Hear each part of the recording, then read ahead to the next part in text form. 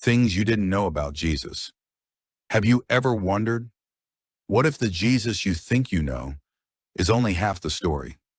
What if history's most famous man, the most painted face in the world, the name whispered in hospitals, battlefields, prisons, and wedding vows, is still misunderstood? Listen, what if I told you that Jesus was not born in a wooden stable the way your nativity scene shows? What if I told you he never wrote a single book, and yet more words have been written about him than any human who ever lived? What if I told you the most shocking truths about him were hidden in plain sight?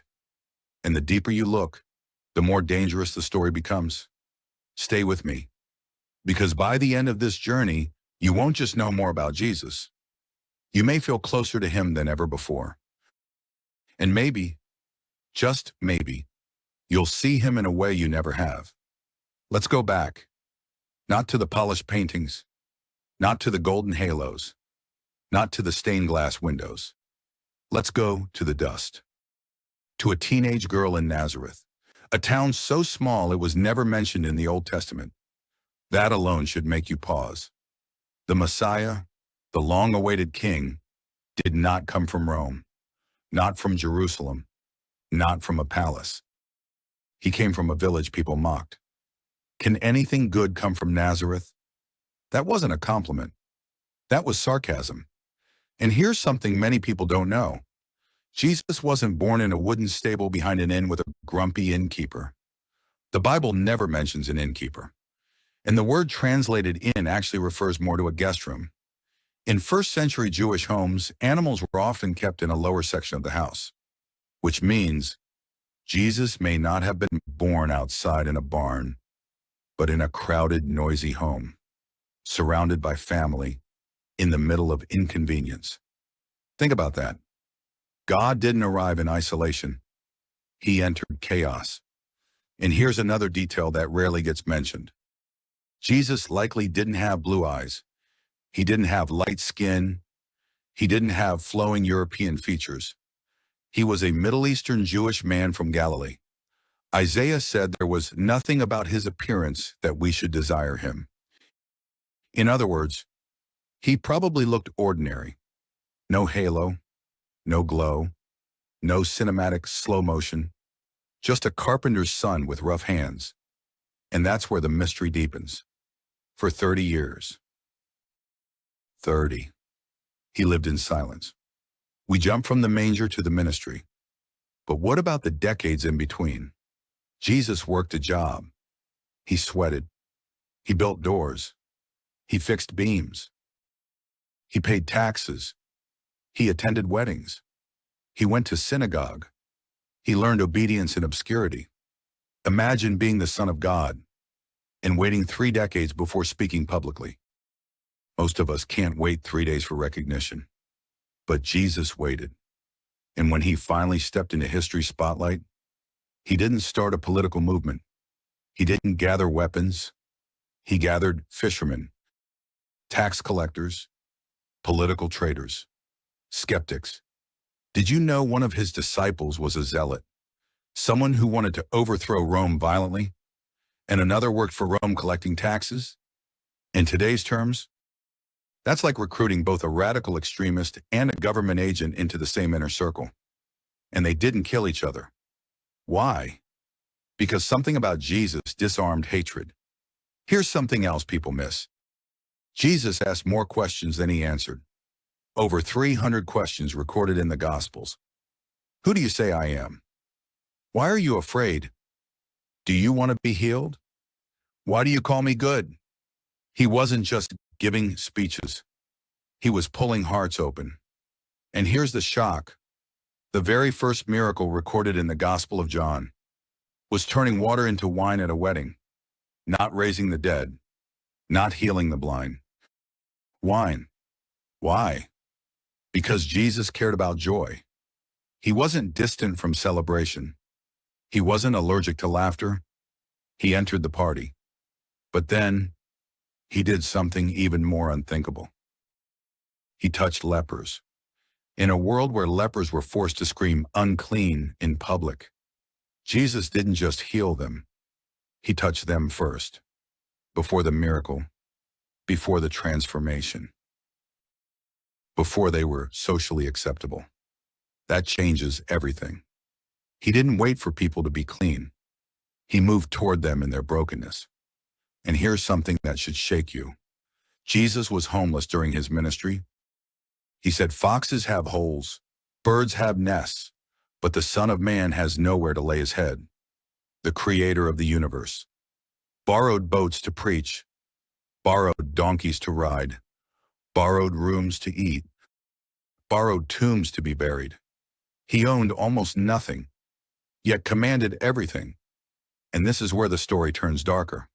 Many don't realize this. But Jesus was executed as a political threat. The charge over his head read, "King of the Jews." Rome didn't crucify people for being kind. They crucified rebels. The cross wasn't just painful. It was humiliating. Victims were stripped naked, displayed publicly, mocked. And here's a detail that's rarely preached. Crucifixion victims often suffocated slowly because they could no longer push themselves up to breathe. Every breath Jesus took on the cross was a decision. Think about that. Every inhale, a choice. And when he cried, my God, why have you forsaken me?" He was quoting Psalm 22, a psalm that ends not in defeat, but in victory. He wasn't losing control. He was fulfilling prophecy. And then, silence. The earth shook. The sky darkened. A Roman centurion, a hardened executioner, looked up and said, "Surely this was the Son of God." A Roman soldier, not a priest, not a disciple. And here's something even more stunning. The first witnesses of the resurrection were women. In first century culture, women's testimony was not considered legally reliable. If you were inventing a story, you would not make women your primary witnesses, unless it was true. Jesus didn't appear first to kings. He appeared to the grieving, to the doubting, to Thomas, who demanded evidence. And instead of condemning him, Jesus invited him to touch the wounds. Here's the part that most people don't fully grasp. After the resurrection, Jesus still had scars. Think about that. The resurrected, glorified Son of God chose to keep his scars. Why? Because redemption doesn't erase wounds, it transforms them. And now let me ask you something. What kind of king washes his followers' feet? What kind of God allows himself to be beaten? What kind of power chooses surrender? Here's the truth most people never realize. Jesus didn't come to start a religion. He came to restore relationship. Religion says, climb. Jesus said, it is finished. Religion says, prove yourself.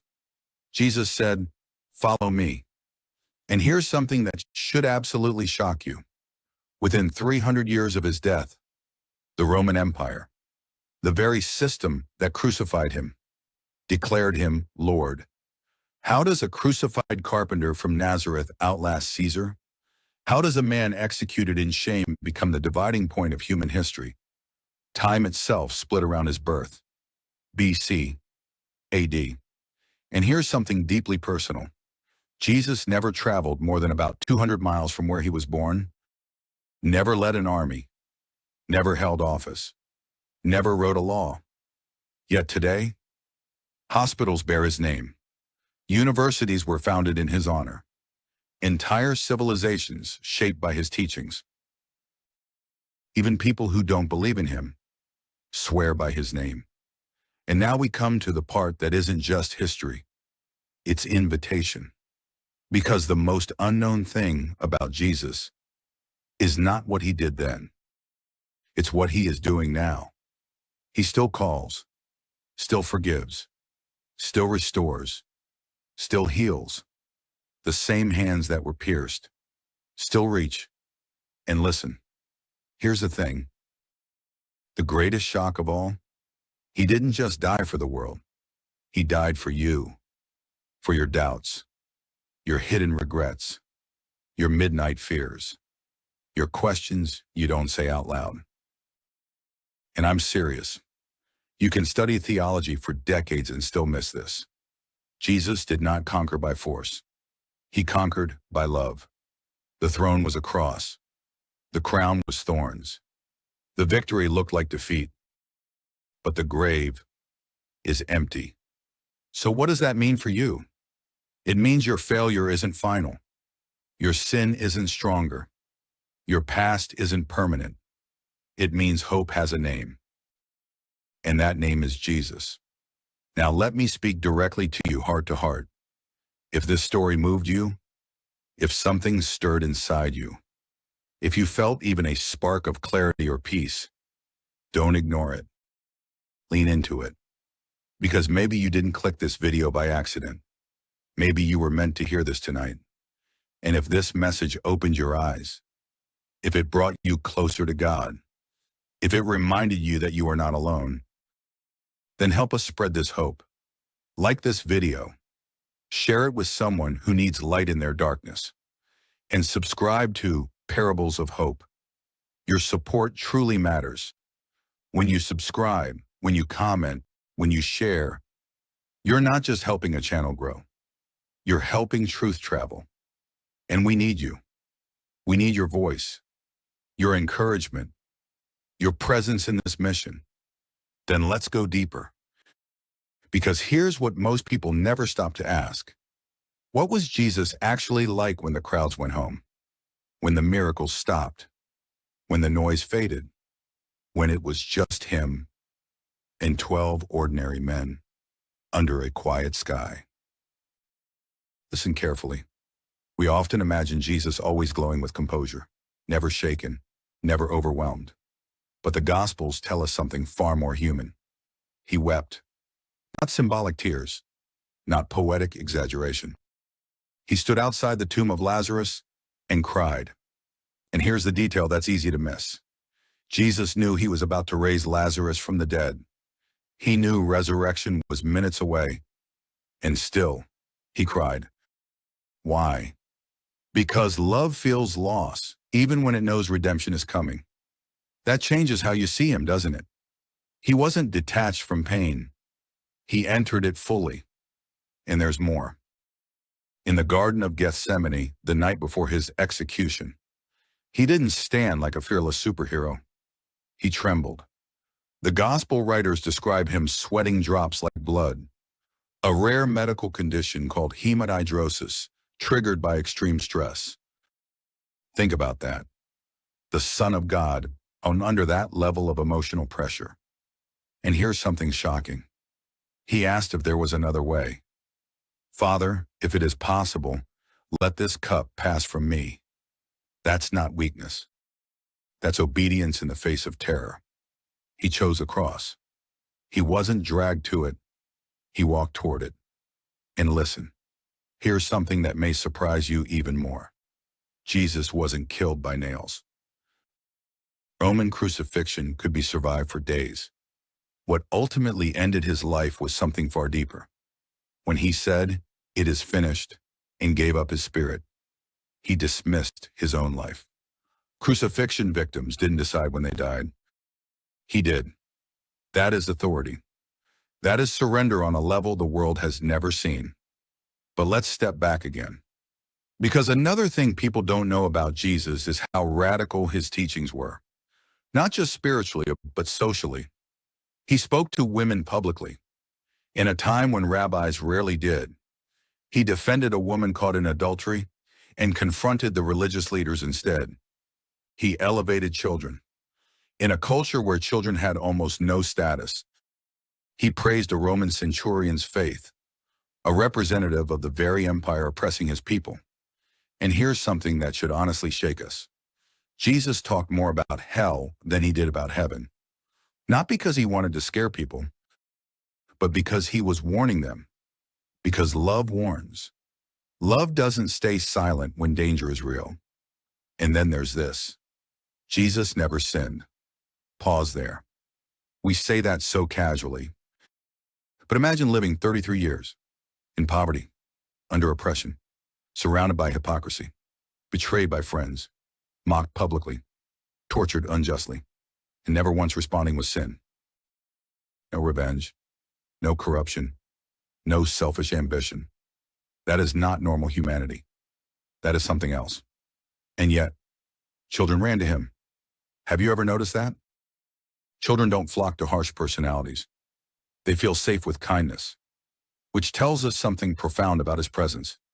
He was powerful, but gentle. He was bold, but approachable. He could silence storms and still kneel beside a child. Now here's another layer that many overlook. Jesus fulfilled over 300 Old Testament prophecies. Born in Bethlehem, from the line of David, betrayed for 30 pieces of silver, pierced hands and feet, buried in a rich man's tomb.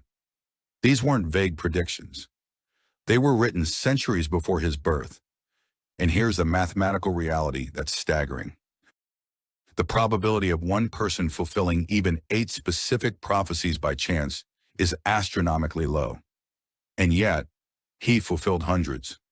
Coincidence or design? And here's something deeply personal.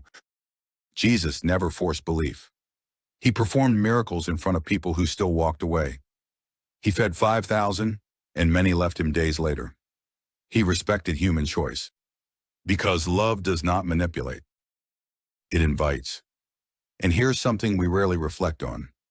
After the resurrection, Jesus cooked breakfast for his disciples. Think about that. The risen, victorious Son of God, standing on a beach, making fish over a fire. He didn't open with a lecture. He didn't scold Peter immediately. He fed them. And then he restored Peter gently. 3 denials, 3 affirmations, not humiliation. Restoration. That's who he is.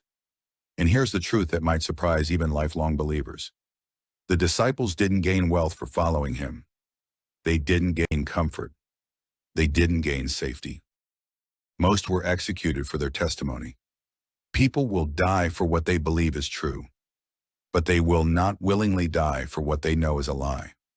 And they claim to have seen him alive. Not metaphorically, physically. That is history-changing testimony. And here's something even more stunning. The message of Jesus spread fastest in the face of persecution. The more Rome tried to crush it, the more it grew. That doesn't happen with human movements built on power alone. It happens when something eternal is behind it. And now, let's come even closer. Closer than theology. Closer than history. What does this mean for you? It means the same Jesus who walked dusty roads knows your road. The same Jesus who calmed storms knows the storms in your mind. The same Jesus who forgave a thief in his final moments sees your regrets. And here's the most unknown thing of all. You cannot exhaust his mercy. You cannot outrun his grace. You cannot shock him with your past, because he already knows and still calls you. Listen, maybe you felt distant from God. Maybe you've doubted. Maybe you've wondered if he's real. You're not alone. Even John the Baptist, the one who prepared the way, later asked him from prison, "Are you the one?" Doubt isn't the end of faith. Sometimes it's the doorway to deeper understanding. And here's the final revelation. The greatest thing people don't know about Jesus is not just who he was. It's who he claims to be. I am the way. I am the truth. I am the life. Before Abraham was, I am. That statement, I am, was the divine name revealed to Moses. He wasn't just claiming to be a teacher. He was claiming to be God. That's why they tried to stone him. And that's why the decision about him matters. Because if he was only a good teacher, then the cross was tragic. But if he is who he said he is, then the cross was rescue. And the empty tomb is victory. Now let me speak to you directly, friend. If this stirred your spirit, if this opened your eyes, if you feel even a whisper of conviction or hope, don't scroll away unchanged. Take a moment. Breathe. Reflect. Maybe tonight is the night you mum, then let's keep walking. Because there's still something deeper most people will never consider. We talk about what Jesus did. We talk about what Jesus said. But have you ever really paused to consider what Jesus didn't do? He didn't defend himself at his trial. When false witnesses twisted his words, when religious leaders manipulated the crowd, when accusations flew like arrows, he stayed silent. Do you understand how powerful that is? The one who spoke galaxies into existence, the one who could dismantle every lie with a single sentence, chose silence. Not because he had nothing to say, but because love was louder than defense. And listen, here's something that might hit you. When Pilate asked him, "Are you a king?" Jesus answered, "My kingdom is not of this world." That wasn't political language. That was a declaration. He wasn't here to compete with Caesar. He was here to outlast him. Empires rise, empires collapse. Rome is a chapter in history books. But the name of Jesus, still spoken, still worshipped, still debated, still prayed. And here's something you may not know. In the earliest Christian art, found in Roman catacombs, Jesus wasn't drawn as a distant ruler. He was drawn as a shepherd, carrying a lamb, before crowns, before halos, before golden thrones. He was remembered for tenderness. That tells you something about what impacted people most, not just his power, his compassion. And here's something that may challenge you. Jesus never asked anyone to defend him with violence. When Peter drew his sword in the garden, Jesus told him to put it away. And then, don't miss this, he healed the ear of the man who came to arrest him. In the middle of betrayal, in the middle of injustice, he healed his enemy. What kind of love does that? Now lean in, because this part matters. Many people see Jesus as soft, gentle, meek, passive, but they miss the fire. He flipped tables in the temple. He called out hypocrisy boldly. He confronted religious leaders publicly. He spoke with authority that stunned scholars. There was strength in him, controlled strength, holy strength. He wasn't fragile. He was focused. And here's another thing people rarely talk about. Jesus spent enormous time alone. Before choosing the 12 disciples, he prayed all night. Before major decisions, he withdrew. After feeding thousands, he escaped to quiet places. He understood something we struggle with today. You cannot pour out what you don't first receive. Power flowed from intimacy. Miracles flowed from communion with the Father. And here's something that should reshape how you see him. Jesus did not heal everyone in Israel. He didn't empty every hospital.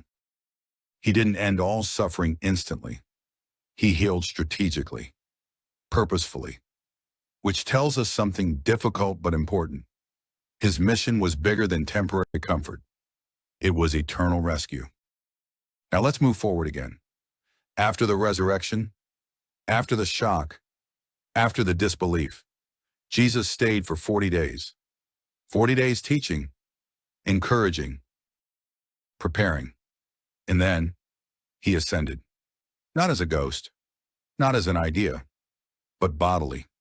And here's something astonishing. The last recorded image of Jesus in the Bible is not of a baby in a manger, not of a teacher by a lake, not even of a man on a cross, but of a returning king. The book of Revelation describes him not in weakness, but in glory. Eyes like fire, voice like rushing waters, authority unmatched. The Lamb is also the Lion. That's something many people don't realize. He came first in humility. He returns in victory. And here's the question that echoes through centuries. If he truly rose, if the tomb was truly empty, if hundreds witnessed him alive, then what does that demand of us? Because you can ignore a myth. You can dismiss a legend. But you cannot stay neutral about a risen king. And here's the truth that hits hardest. Jesus doesn't ask for admiration. He asks for surrender. Not because he needs it, but because we need him. And listen, you might be watching this right now feeling distant. Maybe your faith has grown cold. Maybe disappointment built walls. Maybe life got heavy. Hear me clearly. The same Jesus who restored Peter after denial restores today. The same Jesus who welcomed doubting Thomas welcomes your questions. The same Jesus who forgave the thief on the cross still forgives. And here's something that may be the most comforting truth of all. Jesus understands suffering from the inside. He was betrayed by a friend, denied by another, abandoned by most, mocked publicly, physically tortured. When you pray through pain, you are not praying to someone unfamiliar with it. He knows. And because he knows, he can heal. Now let me speak quietly for a moment. There are people watching this who feel unseen, unheard, unworthy. But here's the thing. Jesus consistently chose the overlooked, the Samaritan woman, the blind beggar, the tax collector, the outcast. He sees what others miss. And if he could transform fishermen into world changers, he can transform you. And here's the final truth I want to leave echoing in your heart. The story of Jesus is not just a historical account. It's a living invitation. An invitation into grace, into purpose, into eternal hope. You don't have to clean yourself first. You don't have to earn your way. He already made the way. And maybe, just maybe, the most shocking thing you didn't know about Jesus is that he's been pursuing you all along, even through doubt, even through distraction, even through rebellion. His love has been consistent, and now the choice rests gently in your hands. Will you draw near? If this message has stirred something in you, don't let it fade. Like this video so it can reach others searching for truth. Share it with someone who needs encouragement today. And subscribe to Parables of Hope. Your support helps us keep creating stories that lift hearts and strengthen faith. When you subscribe, when you engage, when you share, you become part of spreading light in a world that desperately needs it. Oh, from knowing about Jesus to knowing him. Go watch our previous videos on Parables of Hope. Let the stories build your faith. Let the words strengthen your spirit. Because in a world filled with noise, we choose hope. And remember this, Jesus may be the most talked about person in history, but knowing about him is not the same as knowing him. Seek him, ask him, draw near, and watch what happens. Because the greatest thing you didn't know about Jesus might be this. He's closer than you think, and he's not finished with your story. Stay blessed, stay seeking, and let hope rise again.